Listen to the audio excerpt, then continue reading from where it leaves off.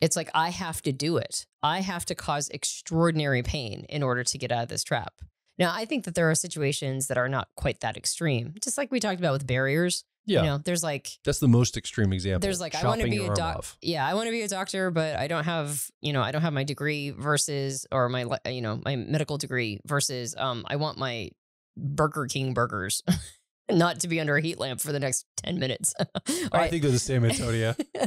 I don't know why you're saying there's a distinction here. Hi, welcome back to the Personality Hacker Podcast. My name is Joe Mark Witt. And I'm Antonia Dodge. So you've probably heard us talk about the owner's manuals of personality here on the podcast. We've, at the end of an episode, we'll say, you should go get your owner's manual for your personality type because it's going to get you started on, how to create an ergonomic life for yourself, how to create flow states, how to grow your personality, how to talk about loops and grips. There's a whole thing. And one of the things we're working on right now, Antonia, is we're looking for ways for people to take their owner's manual, whether they have one from us or they just know their personality, but put things into practice. Use your personality. And so like if you've invested in the owner's manual, for example, well, how do you act upon this? How do you bring something into its operational frame, like an operational element of personality, rather than just well, that's nice. I guess I'm this 4-letter code. There's got to be some practicality and action around it, I think, for it to be valuable. So we've been talking a little bit, okay, how do we do that? And we've talked about using some of the personality profiling cards to create maybe games out of those to try to help further understanding and application to somebody's life. We've also talked about, actually personality profiling is a perfect example of making personality type operational, but that's more in a clinical setting with you as a professional helping another person arrive at their best fit type. So just kind of going through this, one of the things we've stumbled onto, or deliberately gotten ourselves to, I should say, is the idea of diagnostics through dialogue. And I love the word diagnostic. I think we're going to talk more about it in the future. It comes from the word dia, which means across or between, and the word gnosis, which means knowledge or information. So I think there's a connection of information in this word, and diagnostics is so important to understand what's going on for us. And I think personality type, we already diagnosed our type. So we're used to taking an assessment or having a profiling session. And that's good to diagnose what type we are, but we also can use personality type to diagnose the challenges we're facing and then the solutions we should focus on to solve those challenges. So I think there's another layer deeper here. After we diagnose our 4-letter code, we go down into our owner's manual, the car model we often talk about here at Personality Hacker. There's now an opportunity to get really clear on, okay, now how can I use all of this to solve real world challenges in my actual life from the lens of my personality? Yeah. So what I'm hearing you say is that we encourage people to use type beyond just a theoretical frame, in an operational frame. And that can be tricky to do because the system itself feels so theoretical. Yeah. It feels more about, because the system itself can be complicated. It feels more about mastering all of the elements of the system than it does necessarily in application. And what you're talking about makes me think of a model that I reference a lot. We've done an entire podcast on it, which is the DIKW model, yes, which stands for data, information, knowledge, and wisdom. Yes. And if you haven't heard me endlessly talk about it, just as like a quick refresher, data is basically bits of information, think of them as like ones and zeros, or maybe words. Then information is organized data. And so it takes it from ones and zeros into code, right? Now it's been organized into something that can have some use for it, or words put into sentences. And now this is information that can be passed back and forth. Then when information is applied, it turns into knowledge. So I don't just theoretically understand this thing. I actually I have a knowledge that goes beyond the conceptual. It's now part of my body. It's like it becomes somatic knowledge. And then when you apply things enough and you put things into practice enough and gain that knowledge, eventually it becomes wisdom. Yeah. And wisdom is knowing when you can break rules, right? It's experience. And so over time, experience teaches you what's the old adage? Knowledge is knowing that tomato is a fruit, and wisdom is not putting it in a fruit salad. So it's about having enough experience to know when you have to obey the rules and when you can get around them. Yeah. And so when we're learning type and type theory, it can feel like the key element of it is to learn the system. But really, that just keeps you in an information space. You're talking about operation or application, which now puts us in the realm of knowledge. Yeah. And it doesn't take that much knowledge oftentimes to lead to wisdom. And that's, of course, the goal. The goal is when does it matter and when does it not? Yeah. That's in the realm of wisdom. Or is this a problem that can be solved by personality type, or is it a problem that can't be?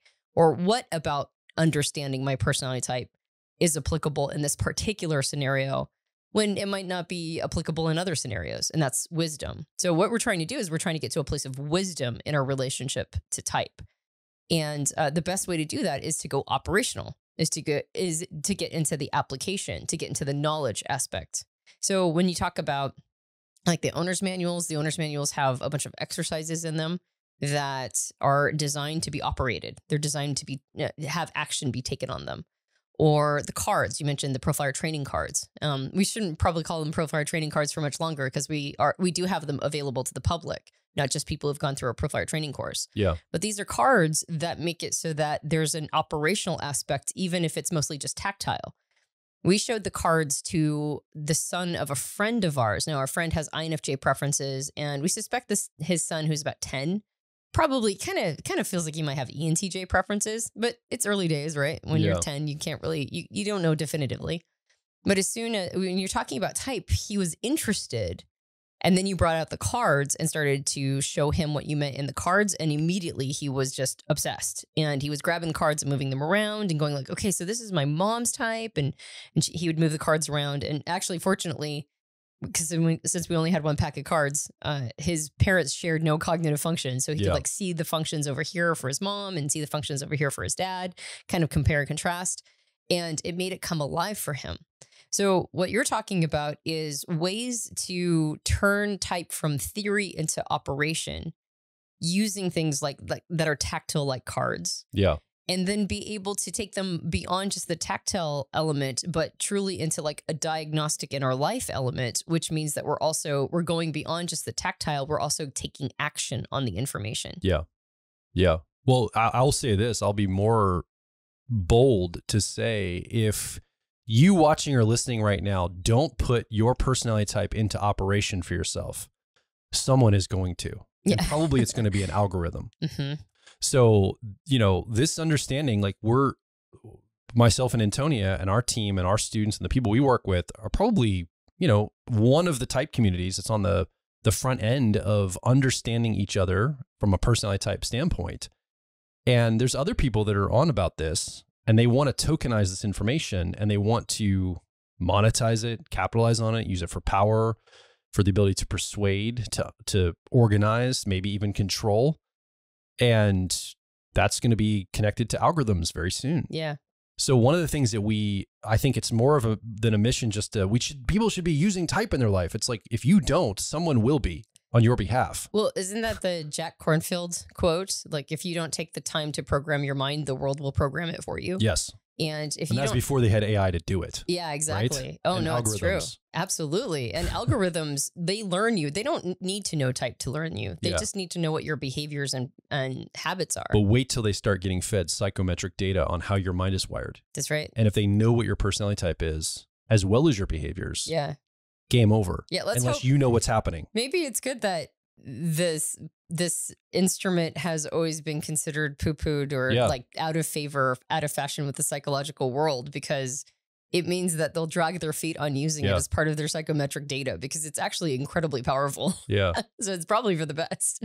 Yeah. So I think we have to make it operational to protect ourselves, because someone's going to get the upper hand on us otherwise. Now that's more of a negative or a defensive place to stand. But the other... And a bit of an Enneagram 6 place too.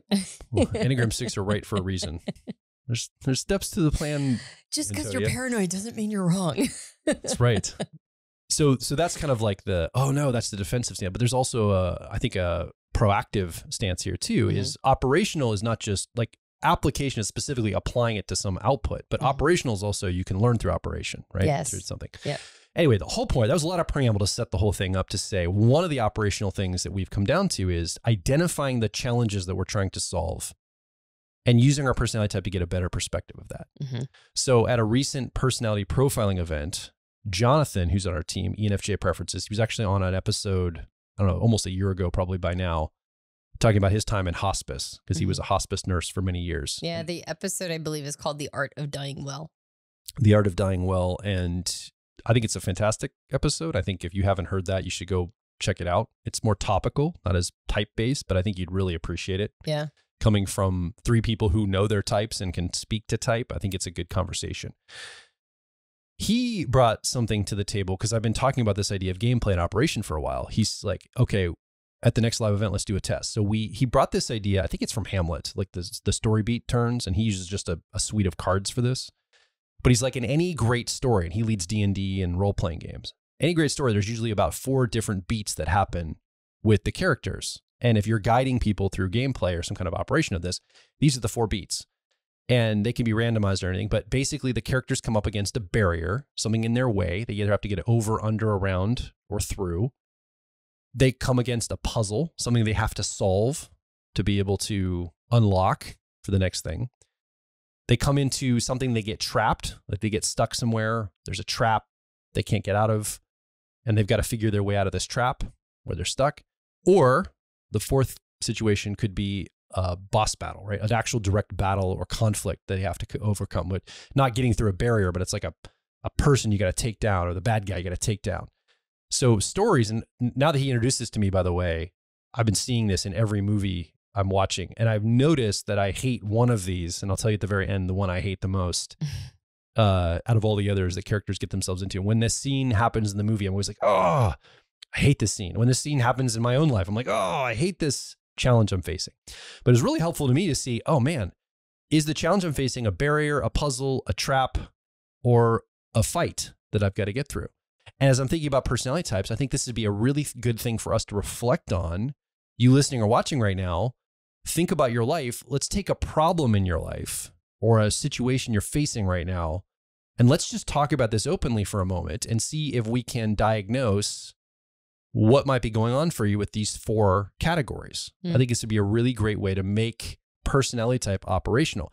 And your type will specifically, your type will help you, I think, identify which one you're facing, which part of your personality you're facing. So go get the car model from your owner's manual, pull it out and look at it, because that might also qualitatively change it. It might be all of you facing it, but it might just be a part of you that's facing this certain challenge.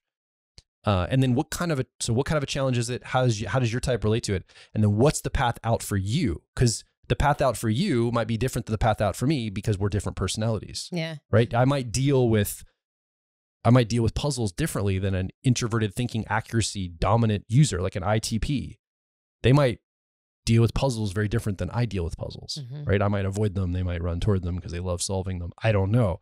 So let's talk about this today. Yeah.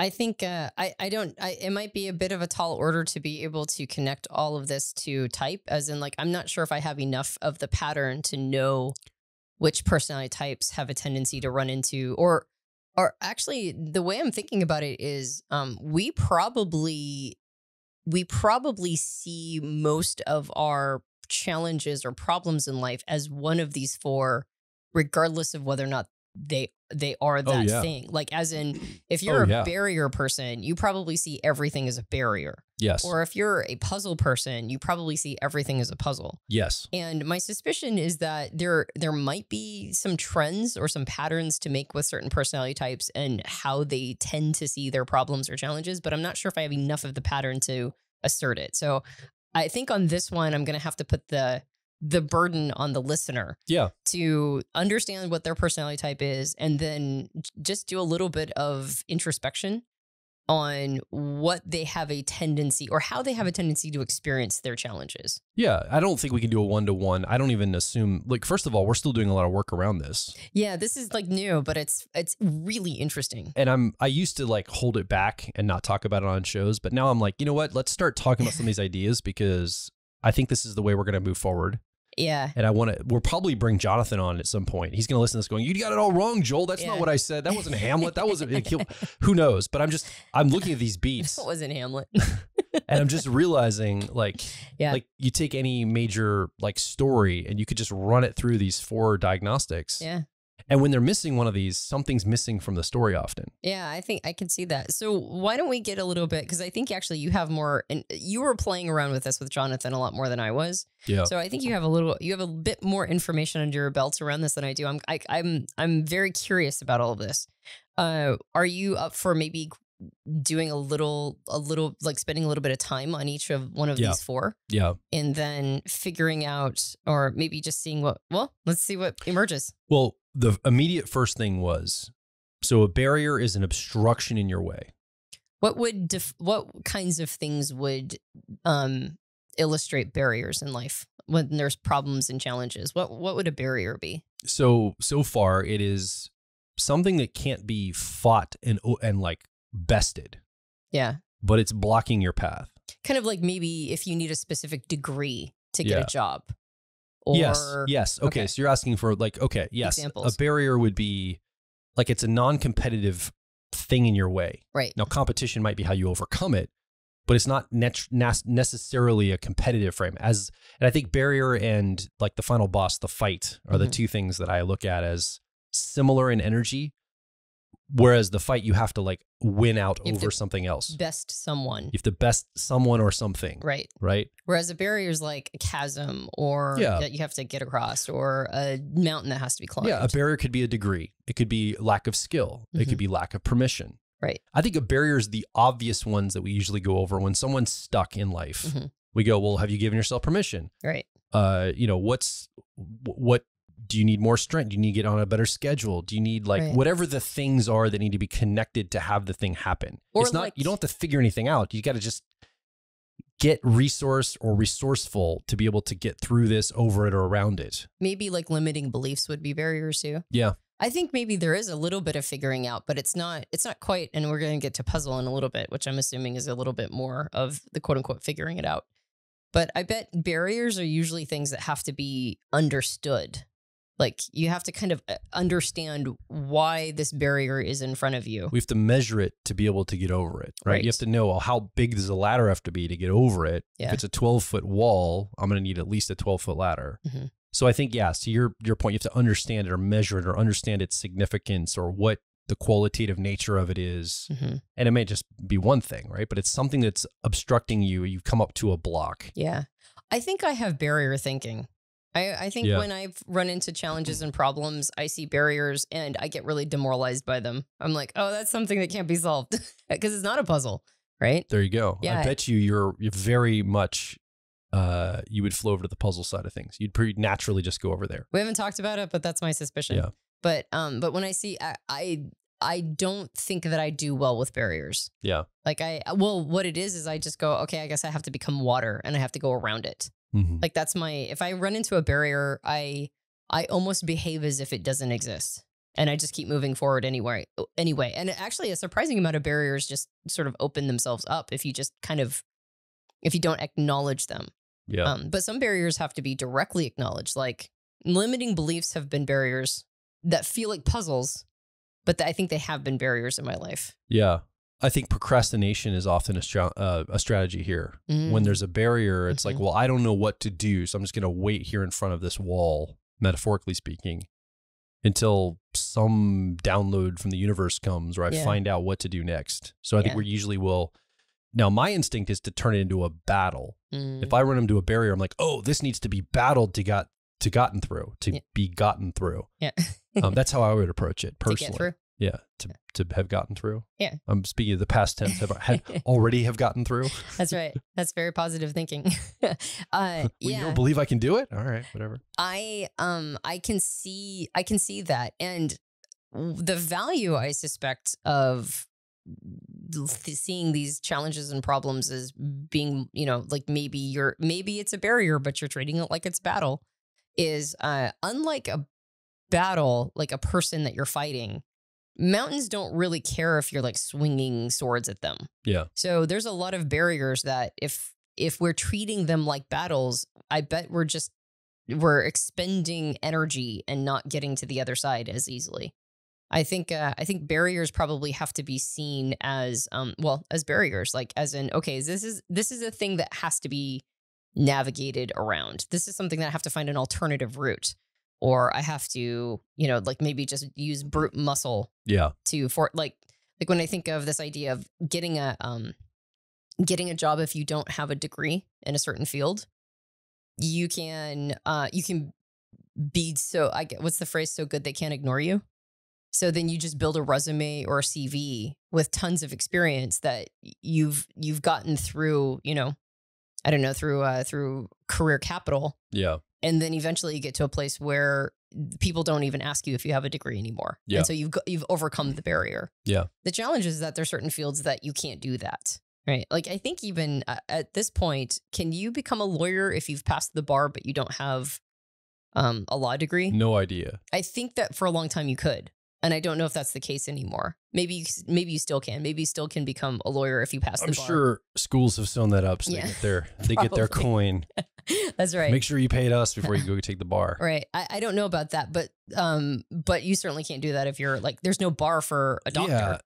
So you can't become a doctor simply through experience. You have to have gone through medical school. Yeah. So there are certain industries and fields where you absolutely have to have this thing, and it will create a barrier in front of you. Absolutely. Until you go get it. And I think that's the straightforward part. Where it gets down to our personality types and how we approach these things is when it's the permission level, like we've talked about. So I have an example of this on a really low level the other day. I had to meet my sister-in-law at a location that was out in the middle of nowhere. And it was like along a rest stop on the highway. And there was like one restaurant. It was a Burger King. So it's late in the evening. I now have to eat at a Burger King. All right, whatever. Out in the middle of nowhere, they've got two people on the staff. One person is managing the takeout window or the drive-through window. The other person is making food. And the takeout window person is coming over and taking orders. So she takes our order, me and 3 kids. So there's like 3 sandwiches coming or 4 sandwiches coming and then some other things like some sides and stuff. And I see the person make the sandwiches and set them under the heat lamp. But then all the mobile orders and all the drive-through orders keep getting preferred. I'm just like, hey, I try to get their attention. Like just on the other side of the counter. And the one person's back there making food furiously and the other person's handling all the drive-through and the takeout stuff. And they're not getting because they're waiting for all the food to be made, but it's going like 10 minutes, 12 minutes. I'm like, that food's not going to be very fresh. The kids are starving. I'm starving. I'm already have to eat Burger King of all things. I'm like, but I want to just eat it now. And I'm like, can I just get and they keep ignoring. And I'm like, because you're not a mobile order. And clearly in the contemporary world, mobile orders are the only thing that matters. And I went, what is stopping me from just going like literally 5 feet and grabbing, I know there are sandwiches. They're sitting right there. No one else is waiting. Yeah. Like what would prevent me from walking over there, picking those up and taking them over to the table with the kids? And I went, nothing except permission issues. Mm-hmm. So I immediately walked over, I picked them up, I walked back on the counter and all the kids are like embarrassed, and like freaking out. Like, you can't do that. I'm like, well, I just did. And I said, this is a good lesson. Authority is action is its own authority, guys. Yeah. You take action, that's the authority you needed. You just take the action. Now, I don't know if I had permission, but I took permission. Yeah. So I took authority for it. That's a barrier, a very dumb one that we all the time go, I can't. We reflexively, in fact, I reflexively in that moment, I can't. There's a barrier in my way. There's no barrier in my way. Yeah. It was my own self-belief and lack of permission to just go grab those and bring them out. The counter feels like a barrier, but it actually isn't. It's more social etiquette. Yeah. But social etiquette also indicates that if you physically enter a restaurant and your food has been cooked and set aside under a heat lamp and now is not being served to you because you're being ignored for all the mobile orders or people who are actually didn't take the time to walk into a restaurant, are simply ordering off of their phone, then now the social etiquette has already been disrupted. Yeah. Because the social etiquette is that you should have been given your food. Yeah. So once the social etiquette is destroyed, right? Once it's no longer a thing, then at that point, the barrier isn't the countertop. Like you said, the barrier is your own personal permission. Yeah. So you just wouldn't give yourself permission. I'm sure I broke some health code law because I don't work there to walk behind the counter. But it's not your problem. I'm sure there's like legal reasons why I did what I did is not like okay, like Maybe. whatever. and I can understand someone's going to be very offended by that. Like, what? You can't do what? How? Like they're upset by this. Yeah. Other people are like, wow, I didn't know you could, like, cool. Yeah. Like, so people have their different response to this. The offended person will get over it. But the point I'm making is not about just going and taking what you want or doing something that's hurting somebody, which I clearly wasn't doing. There's a lot of things that we believe are in our way that aren't. Yeah. We have this false sense of I can't do that. So have we looked at what are the false barriers first? Mm-hmm. Like they're not actual really, like there was nothing actually preventing me from, now maybe consequences, if I think of like, punishment or consequences potentially, but truly in that moment, there was nothing preventing me from doing that. Yeah. So if you're listening or watching right now, what in your life around your problem or challenge, you just already have pre-assumptions around, well, I just can't get around that. I don't have permission, not allowed to. Like you already have rule sets that don't even allow you to look at it differently. Yeah. Because the people I was with, the 3 kids I had in tow, would have never even considered that was an option to walk behind the counter to do that. Mm-hmm. It wasn't even on their radar, let alone the ability or willingness to do it. Yeah. So where is that for you? What are you not seeing that you just walk 5 feet metaphorically? It's right there. You could just go grab it. I think that's really the lesson from barrier for me and you listening right now. Yeah, it's so interesting actually, because as you're talking about that, I'm thinking about videos I've seen online of people like losing their minds at fast food restaurants and throwing chairs and like being, kind of horrific people in these fast food restaurants. And that's not what you were. You just went and in some ways you kind of did them a favor. You did their job for them. And so it's very interesting to see how people respond, like whether or not they're seeing these barriers and whether or not they believe that barriers even exist at all, or that they can just. I would say those throwing chairs are because of this. You know what? That's because they don't feel they can just ask for what they want. So they behave badly, hoping someone will save them from it. I would agree with you. Well, what they've done is they've turned a barrier into a battle. Yeah, well, there you go. Yeah, they've gone like there's a barrier here, and I could have probably just handled the barrier, but instead I had to fight somebody. Yeah, because I couldn't see the experience as just a barrier. Yes. So this is the first lesson that I'm getting in the conversation of this is why it's good to determine what problem you're actually dealing with. That's right. Yeah. So let's go to puzzle. Okay. What is a puzzle and defined in this model? So a barrier doesn't have to be solved, but a puzzle does. I think the first thing that when I think of a puzzle, like in an actionable way, I don't think of like putting a puzzle together on the, like a puzzle you put together, picture puzzle. I think of like an escape room as a puzzle. Like when I'm thinking about like a life that's being role played, like, or you're acting out your life, the kind of puzzles you're running into are like problem solving puzzles. Right? Not aesthetic puzzles. You're not displaying something puzzle wise. It's definitely a problem trying to find a solution, lock and key, combination kind of puzzle. So what is the escape room of your life? Right? And what are the elements that are going to require you to figure something out or problem solve to get to the next thing that you have to do? Mm-hmm. And I think there's definitely personality types that love puzzles.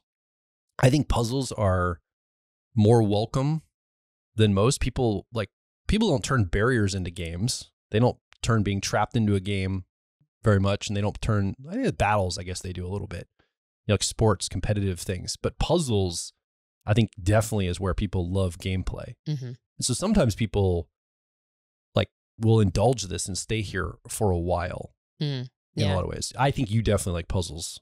Like this is where you put things onto when it's a challenge. I do. I think I tend to see challenges and problems as puzzles more than anything else. But there are some puzzles that are not very, very fun. The first thing that jumped up in my mind as an example is I have kind of a high interest loan that I'm trying to find a lower interest rate for.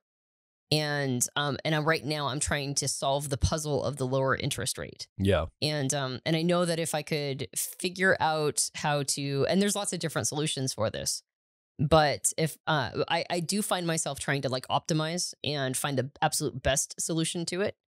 But I would say that that's a puzzle. It's like a financial puzzle. How do I turn this higher interest rate loan into a lower interest rate loan?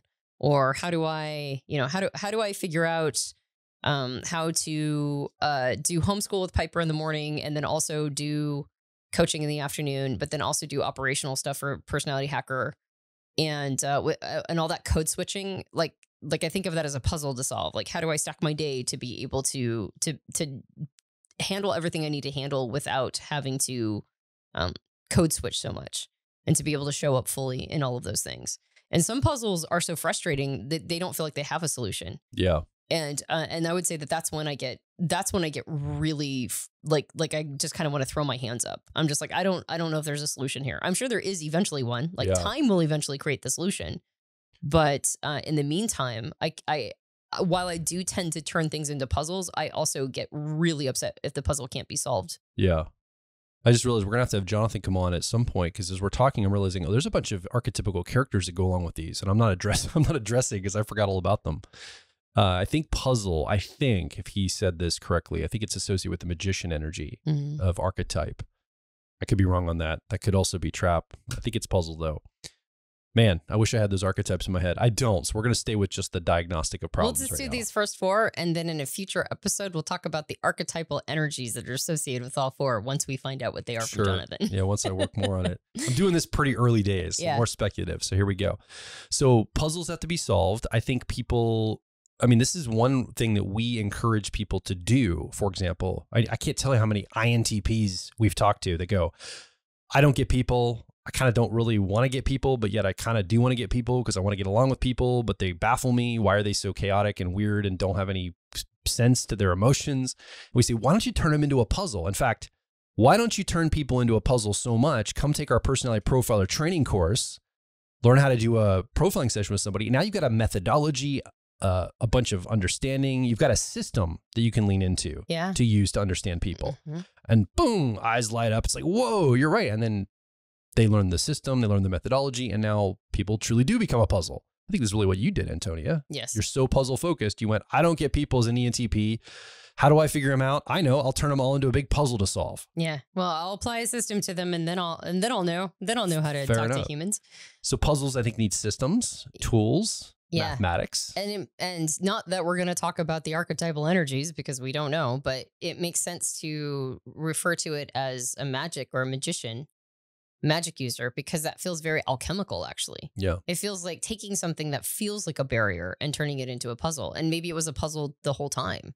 So I feel like thinking about things in terms of puzzles, if that can be done in that particular scenario, I think it makes the solution more interesting. And I think it puts more of the, it makes me feel like I'm more in control. Yeah. If it's a puzzle I can't solve, then it's the opposite. Then it infuriates me and makes me want to, like, quote unquote, throw the game board across the room. But most of the time it doesn't. Most of the time, if it feels like a puzzle, I feel like it can probably get through it. Yeah. Actually, I'm going to go totally meta on this.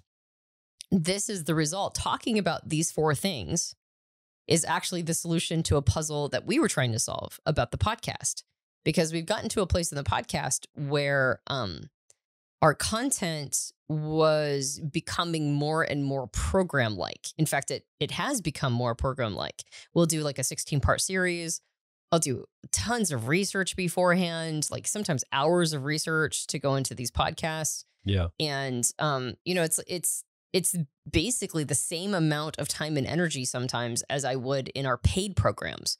And I was going like, man, I just can't keep doing that. Like I can't continue to throw as much time and energy into freeline content as I do into paid content, or premium content. So I'm going to have to reserve some of this for premium. And we were discussing, well, then what do we talk about on the podcast? And the solution we came to was, well, let's get more, intuitive. That's how it was in the early days. In the early days, I'd pick up a book and be like, that's an interesting book. And we talk about it on the podcast. Yeah. And I'm not 100% sure how we got to this place where we're like 90 minutes of well-researched information that goes super deep into human psychology. I just know that I was like starting to get pretty burnt out. And so we decided that the solution to the puzzle of how do we continue to do the podcast without burning out, but still try to keep it interesting, at least to us, is introduce ideas and just idea generate, or introduce new ideas to us and see if our intuition can't play around with them and find a pattern within. And so it's going a little bit meta, right? On that, this is the solution. This very episode is the solution to a puzzle that we were trying to solve around the podcast. Yeah. And that made it less like me, wanting to just stop. And it was starting to feel like the podcast was a barrier, actually. The podcast felt like a barrier because it was like, oh, I just don't want to record again. I just don't I've just poured so much into it. And do I have to do it again? And it was like, yep, every week you got to keep recording. And if we're able to keep it more light, right, a little bit more like, that's an interesting idea, then, but still, useful, light, but useful, then that solves the puzzle. Yeah. And so I wonder how many things we think of as barriers that are actually puzzles. Yeah. I mean, probably a lot, or I don't know. I think I guess I would just say that puzzles do feel more manageable for most people. Mm-hmm. They feel like we're more welcome. Yeah. I think most people are going to experience puzzles, though. Puzzle to me, again, I imagine like an escape room. Mm-hmm. But I think people, when we as humans experience a puzzle, it's going to feel more like a riddle. Mm-hmm. And when I say riddle, I mean, somebody can give you a riddle and you like ruminate on it and try to find the solution for it because it's like a little puzzle in word form. But I think we have these little riddles, maybe not articulated as well as a riddle with the question mark at the end, but it's like we're kind of carrying this little bit of script and we're trying to figure it out. And again, the first step is to say, is this truly a puzzle? Is it a barrier? Is it a trap? Is it a fight? Or is it truly a puzzle? And if it truly is a puzzle, then you got to address it as it is. But the first thing is to categorize it. And then the next thing I think that people experience, it's like not real clear on what to do because it's not a physical necessarily challenge. Mm-hmm. And this is where the nuance comes. Most of these things are experienced internally, right? Like the permission issue. When I went and grabbed those sandwiches, there was nothing literally in my way. It was permission I had to overcome. The barrier was internal. And I think puzzles, it's often the same. It's going to be some kind of internal riddle, like something doesn't line up. Something's out of place. You've got to figure this out. Something feels off emotionally or logically. Mm-hmm. I think that's how we're going to experience it. It's less out here. Mm-hmm. Usually these ones out here in the outer world they're figure-outable like an escape room. But what about the escape room in our own mind? And we've got these little puzzles and riddles we have to solve for ourselves. I think people's type journey oftentimes feels like this. Them trying to find one's best fit type can feel like a puzzle that is that can be really demoralizing. Yeah, if you don't solve it soon enough. That's interesting. Yeah. Okay. So I think obviously a puzzle could become a barrier then. Until I figure this out, I can't progress. Right. And so like a barrier is something stopping progression, movement, right? And a puzzle feels like it might be that too. So again, you can conflate them. You can kind of see them as the same thing. But I think just getting clarity on what you're actually trying to address. Yep. Ready to talk about the next one? Trap. Let's do it. All right. So as you're looking at problems in your life, kind of looking at your personality type, you come up with a barrier. It stops you from moving it forward. You got to get over, around, through, under, whatever. A puzzle has to be solved. A trap doesn't have to be solved. It has to be escaped. Right? There's no way. And often traps are double binds that we're in. Mm-hmm. So why a trap is so painful and difficult in life and why we don't like this is because we're damned if we do and damned if we don't. We're caught between a rock and a hard place. A trap is truly, I'm going to lose in this scenario. And that's true about a trap. The worst part about a trap is there is a cost and something must be paid to get out of it. Yeah. So I think of that story. Is it called 28 Days? I think it's 28 Days. I think is the name of the movie or the book. I think 28 Days is a zombie movie. I think the one you're talking about is... It's so many days. Yeah, it's so many days. Yeah. I don't know the number of the days. I could be wrong about the zombie It's the person that fell in, they were hiking out west somewhere in Colorado or Utah. Yeah, you're talking about the gentleman whose arm got trapped while he was hiking. Yeah, he was in a trap, a literal trap. And he got his arm wedged between a rock and a hard place, like literally. Like two rocks, yep. And he was stuck there and he had a choice to make. I'm going to either lose my entire life or I'm going to lose my arm. Yep. And that was a choice. And that was the only way out of that trap was either you're going to die or that arm is coming off and you're going to escape. Yeah. Those are your two choices. Well, you have two terrible choices. And that you have to cut it off without any pain killers. Well, yeah. that's the horrible part about it. But the point I'm making is that a trap is like that for us. Mm-hmm. And usually it's going to be internal, right? Or it could be relational, or it could be external too. We could find ourselves in traps, but often, I guess it could be external. I guess it could be either, the more I think about it. But you're going to lose something. You're the pain of loss. And so again, procrastination or staying stuck indefinitely. Like, let's say that guy had a way for people to bring him food, metaphorically speaking. Like you're in your own trapped moment where your arm's caught between a rock. You're like, I don't want to die and I don't want to cut my arm off, metaphorically. I'm just going to have people bring me food and I'll get a catheter and I'm just going to stay here now in this stuck place indefinitely in my life. Yeah. Well, we do that as humans, by the way. The first thing that popped up in my mind as an example is a terrible marriage when you have children. A terrible marriage when you have children feels like a trap. Like if you recognize that this is not right for you, you recognize maybe even it's unhealthy, like for both parties, but you stay together for kids. Yeah. And it feels like a trap. It feels like you're damned if you do and you're damned if you don't. And I think there's a lot of examples of that in life. And the reason why I kind of reinforce this idea that he'd have to cut his own arm off without any sort of, way to mitigate the pain is in these experiences in life. It's like, I have to do it. I have to cause extraordinary pain in order to get out of this trap. Now, I think that there are situations that are not quite that extreme. Just like we talked about with barriers. Yeah. There's like... That's the most extreme example. There's like, I want to be a doctor. Yeah, I want to be a doctor, but I don't have, I don't have my degree versus, or my, my medical degree versus, I want my Burger King burgers not to be under a heat lamp for the next 10 minutes.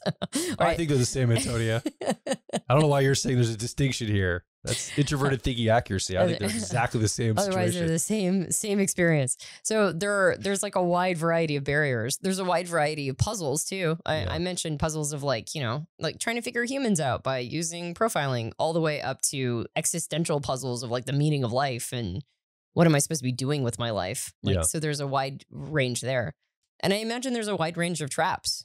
But the challenge with traps is that you're always going to lose something. I bet my suspicion is, I don't know this to be true, but if we get Jonathan on, and by the way, I just realized Jonathan's going to be here. We should soon record a podcast with him so that he can help us flesh this out and add some archetypal energy to it. But my suspicion is that the trickster comes in here. And the reason I say that is I think of tricksters as like Halloween trick or treat, which is presenting almost like a trap to the homeowner. Like, you either give me a treat, so you lose resource by giving me a treat, or I'm going to do something bad to your house. I'm going to play a trick on you. Put them in a double bind. Yeah, exactly. So it's double bind energy. Yeah. And traps in life feel like double bind energy. They're the catch-22s. They're the trick or treats. It's like I either have to give away resource or something's going to happen to me that might be even worse. Yeah. And the worst case scenario is the gentleman you mentioned, right? He had to give up the resource of a limb in order to save his life. Yeah. And there are physical moments of this, but I mentioned the divorce or like the marriage. That's a relational example. I bet there's tons of examples in careers where people have to make like really hard choices. Like maybe I'm losing my family and I need to take a pay cut into a different position. Yeah. In order to spend more time with them, but now I'm going to have less resource for them. Well, if we're looking at it from a personality type standpoint, I think the biggest opportunity to see this is when we integrate our 3-year-old or inferior cognitive function in our personality. So if you look at your car model, you've got your driver, co-pilot, 10-year-old, 3-year-old. There's a polarity opposite relationship between the driver and the 3-year-old. And we know that your driver is your hero function. It's your driving force. That's the way you're like a fish in water with this reality tunnel or this energy you're attuned to. And we all know that if we integrate our 3-year-old or our inferior process, it's going to dull out our driver a little bit. It's going to diminish it and not be as sharp. Yep. Because we're going to need to weave in the other side. And by definition, it's going to take the edge off. To me, that can feel like a double bind. It's like, you're going to take the best part of me and diminish it. I don't think so. Yeah. You're giving me advice to try to integrate a part of me that's going to dampen down the part that I see as my ego. Like, I am my dominant function. Right. And you want me to go ahead and integrate the other. I feel like I'm going to lose something in that. Mm-hmm. But you're trapped in one-sidedness if you don't. Right. You have to integrate the other side. But by doing so, you're going to lose some of the edge from the driver. That's true. And so you're damned if you do, damned if you don't, but you're ultimately damned if you don't. Because if you don't want to be one-sided as you get older, you've got to make this change. So it's, do I want to be one-sided, or do I want to have a little bit of diminishment in my driver? Those are the two choices. You're going to lose something regardless. You're either going to lose the ability to be your whole self, or you're going to lose the ability to have that driver in the exact way you want it with its complete and total attunement. Right. Yeah. I didn't think about that, but you're totally right. Now, of course, you get the benefit of the transcended function. Yeah. So you get like a whole different set of skills, but you do lose a little bit of your superpower skill. Like the thing most people have been relying on their dominant or driver function to get them through all sorts of things most of their life. Yeah. And making that just ever so slightly less sharp does sound like a major trade. I think the same thing with your co-pilot and your 10-year-old. I think There's so a too. little bit of this going on there too, because most of us, including myself and Antonia, most of us are over-identifying with our 10-year-old or tertiary mental process. Yeah. And to be able to hand the keys back over to the adult part of our car, our co-pilot, parental energy, feels like we're losing something. It feels like we're trapped and we can't get out of it unless we hand those keys. It's, I don't want to lose out. I want the approval. I want all that energy. Mm-hmm. We're going to have to go ahead and hand those keys over. Yeah. So it can feel like we're losing out in that whole situation. Totally. So traps are things that you just have to make peace with loss. Like that's how you get through a trap. A trap is just, you figure out which loss you can live with. Yeah. And then get to the other side. Okay. You ready to go to the last one? Battle. Yep. Let's talk about this. Let's talk about battles. So I think this is the most straightforward. I mean, I would say barrier is clear usually, but battle is very straightforward. But I think it's who you're battling or what you're battling. And sometimes people are pre-wired to enter problem solutions with the battle. Like they immediately jump to battle before they even assess what's going on. I think we all probably have one. If you're listening right now, we talk about all of them. You probably jump to one of these no matter what. Like just your go-to. And you frame your problems in that. So I think a battle is literally you have to overcome something. You have to best something. And you can lose in a battle or you can win in a battle, but you're going to have a winner or a loser. You're not trying to create a win-win. You're trying to create a win-lose situation. And you are hoping to be on the winning side of that situation. And that's pretty straightforward. I don't think that it's an attempt to create a win-win. I have gone into battle energy thinking that I'm trying to create a win-win. And it actually harms me because I don't approach it with besting the other opponent in something, right? We've had situations in our life where I'm like, no, I'm above fighting it out. And when I say fight it out, I don't mean like yelling matches or like actual physical fighting. I mean, standing up for something that I want, that I think is my due. And I go, I don't really want to. Like sometimes I've had this with like people in my life and I've just gone, you know what? I want to create a win-win. I back down. And then I assume the person's going to come and meet me at that win-win. And then as soon as I let my guard, they grab a hold of it and they best me and they win. And now I'm the loser. I'm like, wait, why did I try to create a win-win? This person wasn't playing by the same rules. Whoa, what is going on here? And then I'm resentful. I'm upset. I'm mad at myself. I'm really mad at them. I feel tricked, betrayed. Like, what is going on? And so I've had to learn, no, when you're in a battle, you need to play it to win. You can't try to play it for both of you to win because the other person may not be playing it that way. Yeah. Well, that's a really good point that battles are by definition zero sum. Somebody's going to win and somebody's going to lose. And we can't always assume that everybody wants to create win-wins like we do. And so if you're a person who doesn't enter battles, like you don't like that idea because you're always looking for a win-win, part of assessing the challenge or problem in your life is determining whether or not the person on the other side, they're in it to win. Yeah. Yeah. If the other person's in it to win, I mean, if you're trying to create a win-win situation and the other person is playing a zero-sum game, then it actually turns into a puzzle. How do you solve the puzzle of somebody trying to best you when you're trying to create a win-win? Yeah. And if the puzzle can't be solved, then sometimes you just have to enter battle. And I know that that's a distasteful thought to a lot of people. I'm realizing as I'm saying it, my suspicion is that there's going to be people who think that, oh no, you can always create a win-win. But I think that that's fantasy. Yeah. I think sometimes life gives you a challenge or a problem that just is zero sum. It just is. And you have to decide whether or not your desire to never best other people is worth losing in that particular situation. There are situations I can think of that I would go to the mat for. I'm not I'm not a battle person. I don't really like having to win or lose in a situation. I'd much rather create win-wins if possible. But if somebody was trying to take my kids, right, I would absolutely go into battle mode, no question, right? And anything else that's like deeply biological, I could see myself going into. If somebody attacked you, I would absolutely go into battle mode. So, so I think there are times when the problem is just a battle. It just is. Yeah. But then to go back to what we were talking about before with barrier, I think on the other side of the aisle aren't people who are trying to get away from battles. They're turning everything into battles.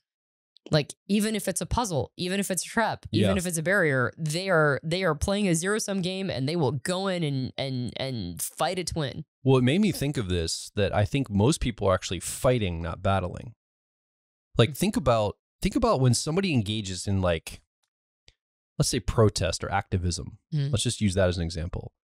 Often it's just agitation. Like, they're not necessarily looking to win and deliver on something. There's no like direct opponent. It's usually just agitating and creating a fight to like froth everything up. And so I think and that's just an example. I'm not crapping on that. I mean, there could be usefulness to it. Well, but I don't think it used to be that way. I think there was a time when people didn't define themselves by activism, where they really did have specific things that they were fighting against and points they were trying to make. And you could ask any activist and they'd say, yeah, and they would give you a list of like policy or things that outcomes they want. Right. I guess I'm just, maybe advocate was the wrong way to go, because you can have a case for that. But I think the point I'm making is there's a distinction between a battle, which is like, if you're going to enter into a battle, the goal is to win and have an outcome at the end of it. Like win a prize, get a result, best something, sometimes putting somebody else in their place so they can't do anything, like they're diminished, they can't harm, or they can't win themselves. Removing power or influence. Removing power, whatever. So often we enter into quote unquote battles, but we just start fighting. We don't have a plan on how we're going to win this. And if we did win, I don't think we'd know what to do sometimes. Sometimes we do the fight instead of the battle because we don't know what to do with ourselves if we actually win the thing. It's like the dog chasing the car. If he catches the car, he's not going to have any idea what to do with the car. Right. So he loves the chase, but what does he do when he catches the tire? Yeah. I think humans have this too. We don't always know what to do when we win, or if we need to win. So I think there's a lot of fight in the world. And so I would encourage us, as we're thinking about these things, defining our problems, are you fighting a lot, or are you choosing your battle? Because I think that's really, when you're in a battle mode, it's kind of do or die. You must win this out for a result that you've got. You better be clear on what that result is. Yeah. Because if you're in battle, and I'm saying this metaphorically, I'm not saying this literally, but you have to shoot to kill. Just like if you got into a fight or a battle with another human, somebody told me many years ago, it's like, never start a fight that you're not willing to take all the way. And I said, what do you mean by that? It's like, well, either kill or be killed. Because when you start in a physical altercation, you have no idea how it's going to play out. You have no idea if this person will take it to an ultimate conclusion on their end. They might pull out a gun and shoot you. So be judicious about if you ever enter into a fight with someone. I'm like, wow, what a really wise piece of information. Yeah. I have to go into it thinking I need to do what it takes to win this physical altercation, because that other person might be willing to do that. Yep. And so I don't battle very much at all with people, if ever, because of that, because I don't really want to have that as my framework. So what are the rules of engagement when you're entering into a battle? Most hills aren't worth dying on. Yeah. The overwhelming majority of hills are not worth dying on. So when we bring battles to everything, or fights to everything, most stuff is not less than you'd think. But I was actually thinking of the modern day battlefield is oftentimes the courts. Yeah. And so I think any like legal action is usually a situation of, I mean, it's always a zero-sum situation, right? They're not really, what was it that the best outcomes are when both parties are upset, right? Like that's how the court sees it. So that's not really a win-win. It's like a lose-lose. And so, or everybody feels like they lost something. And so, but that's oftentimes a contemporary battlefield. And I know that you just mentioned activism really quick, and I don't want to harp on that too much. I just want to make what I said clear. There are quite a few examples of people who are activists or have been part of activist causes that when they go interview them, the person is barely aware of why they're there. Yeah. And they're barely aware of what they're fighting for. They just have like vague notions. And so, like, I would say in a very, very small slice of time right now, I don't think it's going to be this way forever. I think it's actually going to change dramatically in the next 10 to 15 years. But right now, activism is a fight without a battle. It feels like a lot because it's almost faddish at this point. But there were times when activists they were the perfect examples of battles, right? To try to point out something or to try to get attention for things that were, going on in the world that people weren't really paying much attention to and didn't understand that it was important to some. Like people had conviction around it. Well, and it was when no matter how it has to happen, even if that's through kindness, right? So like I think of the 1960s, the lunch counters in the United States here in the South, there was a battle going on for Black people to be able to sit at these lunch counters. They were not allowed to sit there. And so even like Blacks and whites and people that were advocating for this would go and sit at these lunch counters. They were assaulted. They had like food poured on their heads. They were spit on. Yep. And they didn't retaliate because they knew what their goal was to get the rights. That's right. For people. Yeah. Right? And so I think they had clarity on what they were actually going for. That's right. And so it could have been done through like yelling and megaphones. But they developed a different strategy and they thought, let's just stay with this consistency. And over time it worked. Yeah. And there was other megaphone energies as well. I didn't want to go down this road and this activism stuff, but to your point, I guess the point I'm having is when you know what battle you're trying to win, you don't have to always win it through a fight. Right. Because a battle doesn't require a fight. Right. A battle is a battle. Yes. And sometimes a battle can be won through espionage or undermining or like we're not just nipping at the heels. Like fighting is very obvious. And I guess when you're fighting, it's obvious you're in a battle, but there's other ways to battle besides fight. And we also are in a battle with ourselves. Yeah. And that's a weird place to be because if you're in a battle with your own cognition or something, and I just said, well, something has to win out, something has to lose. Well, I don't want to create a non-win-win with myself. I don't want one part of me to lose. That doesn't feel good. So then sometimes we avoid internal battles. And internal battles are necessary, right? Because there are times when a part of ourselves have put us in a grip. The rest, all the other parts of ourselves are now in a grip of one part. Yeah. And or some complex or something. And that part needs to be diminished. The power needs to be removed from that one part in order to get us out of a grip so that we can be our whole self again. Yeah. I think that's a great example of it, actually. Yeah. And I think I'm glad that we talked about it, even though I know that it makes both of us a little uncomfortable because we're like, oh, here it comes, right? It doesn't make me uncomfortable. It kind of pisses me off that we have to accommodate this much energy of it on the world. Like it's such a big thing that we have to be so careful because so many people are into advocacy and all this. Right. Yeah.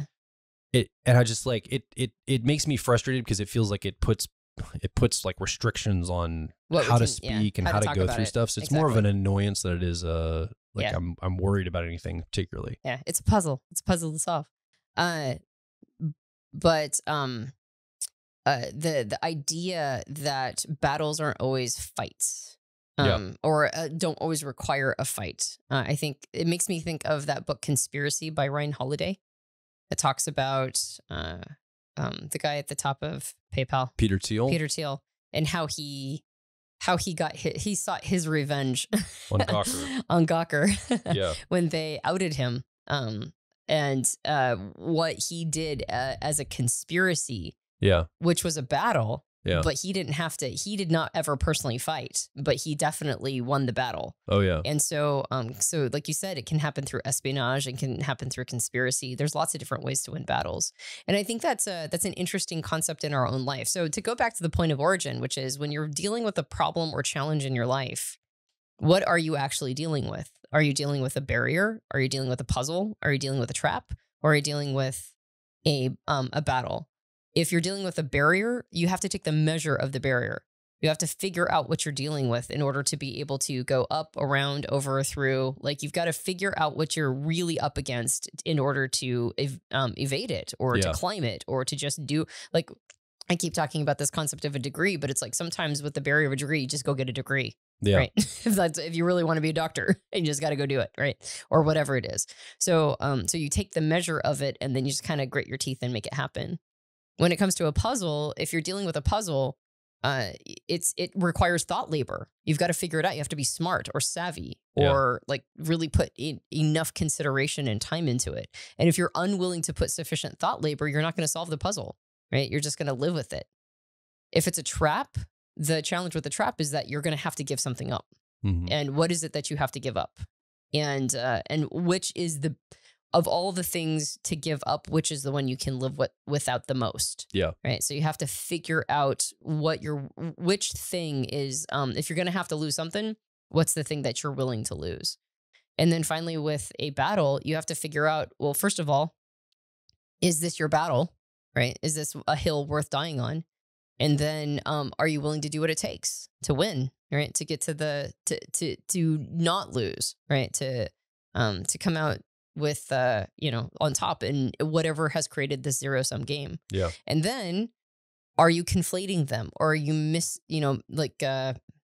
mistaking one for another? Yeah. Are you turning everything into a puzzle because you are a person who, fancies yourself as intelligent and smart, and so if you can just outsmart everything, then you win? But it's like, well, what if it's a trap? Yeah. And you're not going to be able to puzzle yourself out of a trap. You just have to take the loss. So I think this is a really good framework, actually, for seeing problems and challenges in life, to be able to be sure that we are accurately diagnosing what we're really dealing with and what it's going to take to get to the other side. Yeah. So one thing I'm noticing in popular media is the battle is missing. Like, it's often missing from the narrative. And I also see the trap not actually costing. Mm. So I think of like the movie Frozen. Let's just use a Disney movie, Frozen. There's no battle in that movie. Mm. There's never a final boss battle. There's no like final war that's happening or battle that has to happen. Maybe you could make an argument there's like an internal battle happening. But there is a trap, and the trap is that, I think there's a choice that has to be made where she basically has to be frozen to save her sister at the very end of the movie. Mm-hmm. Or she's got to lose something to be able to get out of this trap because her sister's, but then that just gets painted over and colored over, and that didn't even cost anything at the end. Mm-hmm. So there was no cost to the trap, and there was never a battle. And I'm like, where's the plot for this movie?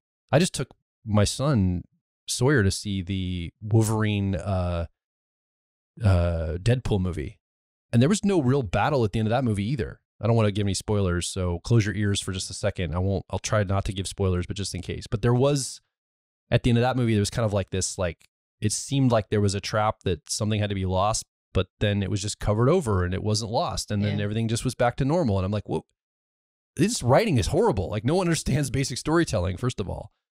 I mean, there's funny moments in the movie and stuff, and Frozen had some great songs, but there's not like clear storytelling moments that these characters are overcoming these elements.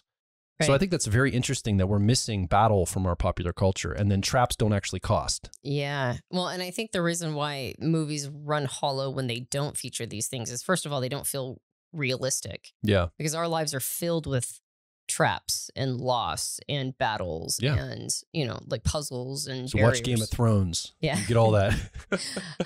You get nothing but loss and battle. Too bad they didn't go past the 5th season, huh? So it does feel like it's missing something, but I also feel like it really isn't serving us as audience members either, because we gain a vicarious understanding about reality when we watch these things. Yeah. Like the point of a battle or a barrier, right, to overcome an obstacle, is that you get self-confidence on the other side. And when we watch characters in movies and TV shows, particularly if we identify with them, and they win, right? They win in a battle, or they overcome a massive barrier, we get a quick little hit of self-confidence, like a vicarious sense of self-confidence.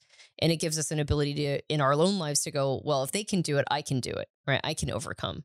And if we don't see real traps, then, or we don't see traps in media or in our stories, then we are less likely to make the bargain ourselves in real life. And we're more likely to stay in a bad situation for far too long, because we don't know that life requires it of us. It requires us to give something up. Yeah. So I do think that a lack of this in media or in our content that we watch, I think it doesn't serve us very much as people. Yeah. Let's do some speculation now. This is where I wanted to get us to. After all that, I want to play with a couple of things, just to give you listening or watching right now a couple ideas on how maybe to chase this down. So I'll just use some of the broad brush stereotypical tropes that we know from doing years of coaching, Antonia, with certain personality types. And let me just see if we can put some up. This is free form. Again, the whole podcast is kind of speculative right now. Hey, this is the puzzle, right? We solved the puzzle by saying we just get to talk whatever we want to. But I want to, yeah. But at least this one, I'm just going to be short. Okay, let's take an INFJ who's dealing with invulnerability. Okay. They feel like they have to be careful with the information they give out. They feel like they can't show too much. They might look imperfect to everybody. They're struggling with this. They're a little scared. Am I characterizing this? Any other qualitative character you want to put onto this situation? Yeah, they feel like they have to be perfect. Right? You know, Perfectionism. Yeah. Right? Can't say the wrong thing. Obsess about make sure you rehearse things before you say them to somebody. So you said the wrong thing. Now it's going to keep you up for the next 10 years thinking about whatever it is. Okay, so an INFJ dealing with this. Are they facing a barrier, a puzzle, a trap, or a battle? I'll just ask that. So if you're an INFJ and you resonate, yeah, I kind of have a similar situation. Let's ideate, Antonia. What would first come up to your mind out of those 4 categories? What would you're going to say, well, it depends. I'd want to talk to the person as a coaching client, get to know more information, Joel. How am I supposed to speculatively say something with all that information? But I just want to play with this concept. So let's apply this to INFJ dealing with some invulnerability issues. The first one that comes up for me is trap. Yeah? Why would you say trap? Because something has to, in order to overcome it, something has to be lost. And that would be the sense of perfectionism? Yeah, the ego. Like the ego has to be willing to take a hit to have other people think negatively of them. So a pristine, and this isn't just INFJs, I would say. I know, we're just picking this type. A lot of FJs feel this way. Actually, a lot of personalities feel this way. But in order to not be so trapped by this feeling that they have to be perfect, they have to be okay with potentially sullying an otherwise flawless reputation. Okay. Let's just keep doing rapid fire here. Okay. ENTP preferences has a bunch of friends, a great friendship circle, but they feel like they're running around and they're on everybody else's schedule and they just have to accommodate. And they're worried that if they don't keep answering the phone and accommodating everybody, they don't exactly know which relationship's going to be ruined. And so they just keep being at everyone's beck and call. They don't really like that. And then it comes out in weird ways, like they might explode at a friend or drop a truth bomb and then feel really guilty or weird about that. But they have this weird relationship. They don't want to speak truth, but they also don't want to turn people off. So like, how do you deal with that? Would you say it's a barrier, a puzzle, a trap, a battle? I'd say that one's a trap too. Because they have to, again, you have to be willing to give something up. I suspect that actually a lot of anything that comes into our tertiary function or our 10-year-old function, I bet there's a lot of traps there. There you go. That we have to be willing to let go of approval to be able to get to the other side. Okay, ENTJ. Okay.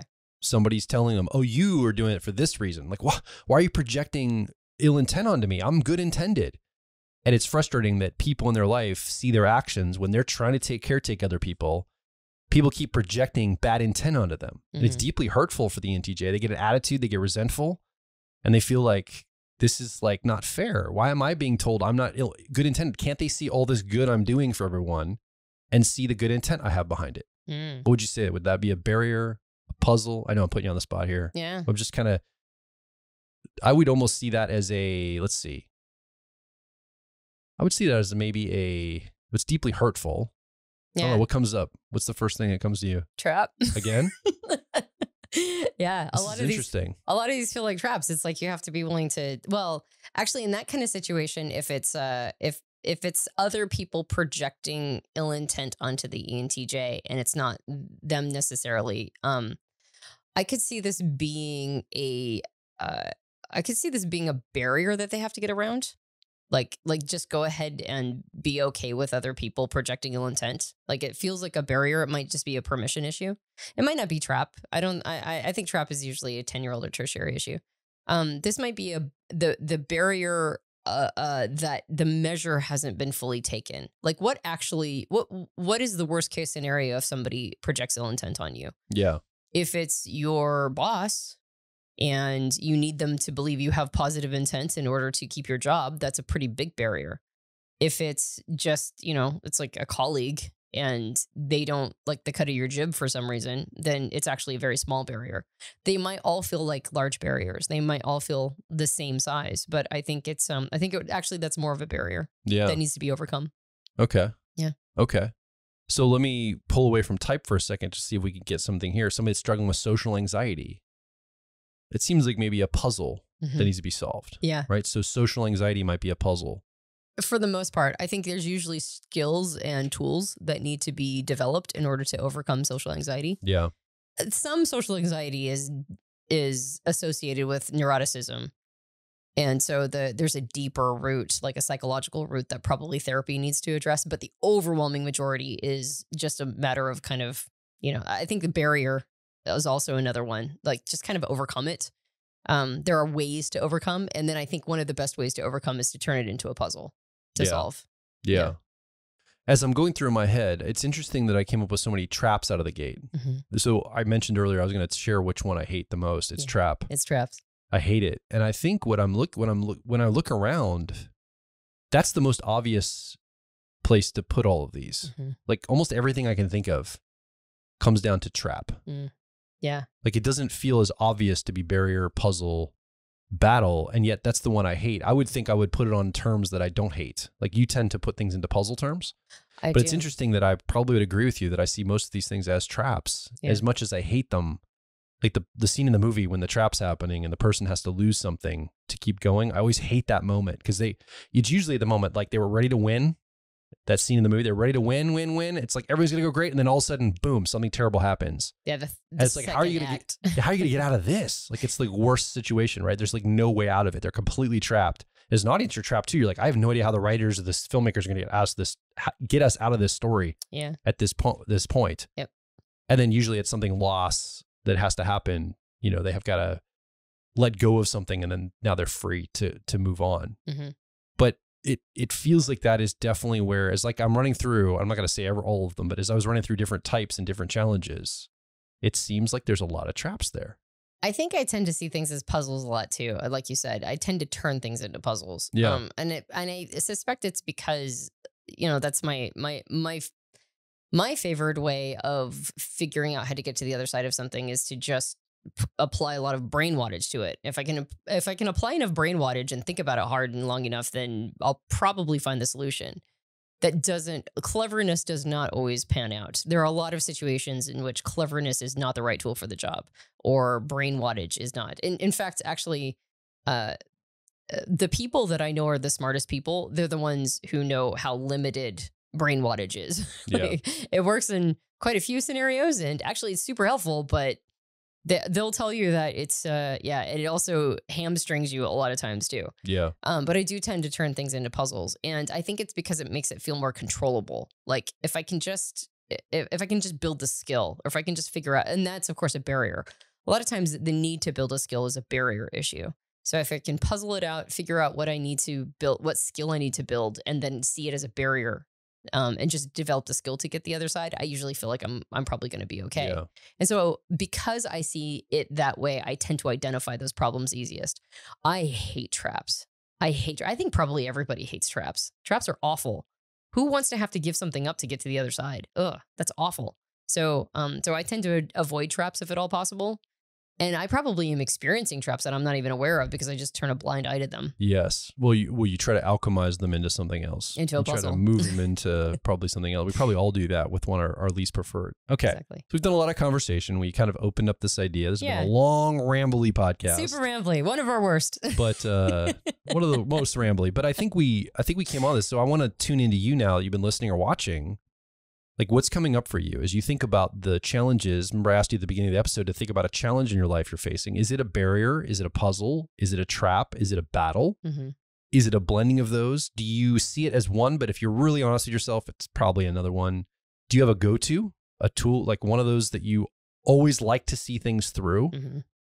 Mm-hmm. I keep going back, man. It's interesting. I keep seeing things as traps, even though I hate them so much. There's got to be something there. I'm going to reflect on myself. Well, and I'm just like, Jonathan's going to come visit us soon. So I think I'm going to see if he has any time to record a podcast so he can fillet this out more. Do a follow-up. People just skip this one. Yeah. Well, that was a waste of time. No, I think it's good because what I like about it is co-creative and exploratory. It lays the groundwork, right? Yeah. So that the person who actually knows what they're talking about can come in here. Actually, even if we never talk to Jonathan, I actually feel like these are helpful to me. I think that this is going to be a good diagnostic tool to be able to determine what exactly I am actually facing and what's Yeah. going to be needed to get to the other side. Yeah. But I do like the idea of having Jonathan talk about the archetypal energies associated with each of these. Yeah, and then how he uses it in gameplay, because he You got actually uses this in his D&D games and stuff. I think it's a really great framework. Okay, so your job now, if you've been listening or watching, is to come over to personalityhacker.com. Directly below this episode, leave a comment, ask a question. More importantly, share your story about what's coming up for you around this. Maybe you've got a good example or a story you could share with us of how you made your way past a barrier, you solved a puzzle, you got out of a trap, or you fought a battle, or maybe all of the above. Mm-hmm. Come over and make your voice heard at Personality Hacker. And by the way, you should go get yourself an owner's manual for your personality type. Very approachable as far as tuition. It's got amazing content in it. We're going to be adding to it over time, and we're going to look for ways to make these owner's manuals even more operational. Mm-hmm. So right now, the owner's manual explains a lot about your type, but some of these ideas of diagnosing challenges, figuring out how to create pathways for them, getting you on your life path, like this is very important to us. Yeah. And we think that if you can make type operational actionable, it's going to come alive in your life and you're going to see actual results. Yeah. I usually ask people to leave a rating and review, but I actually want to give a shout out to a whole bunch of people who left rating and reviews. Oh, yes. Because a couple of, a couple of podcasts ago, I was, I don't know, I must have been pretty beggy. I must have sounded real beggy. I was like, please leave a rating and review for me, because a whole bunch of people showed up. They're like, all right, Antonia, here you go. So thank you. I'm not giving requests anymore. I'm just going to think that actually, no, I'm going to request. You should go leave a rating and review, because I still love them and I still read them. But thank you to everybody who was like, okay, fine. And I very much appreciated all of them. Some of them were on Apple Podcasts, some of them were on YouTube, some of them were in various different places, some of them were on our website, and I really appreciate it, especially since, as I mentioned, sometimes these can be hard. They can be like there's a real labor of love in these, and sometimes, I mean, some of our 16-part series have taken hours upon hours, like countless hours of research.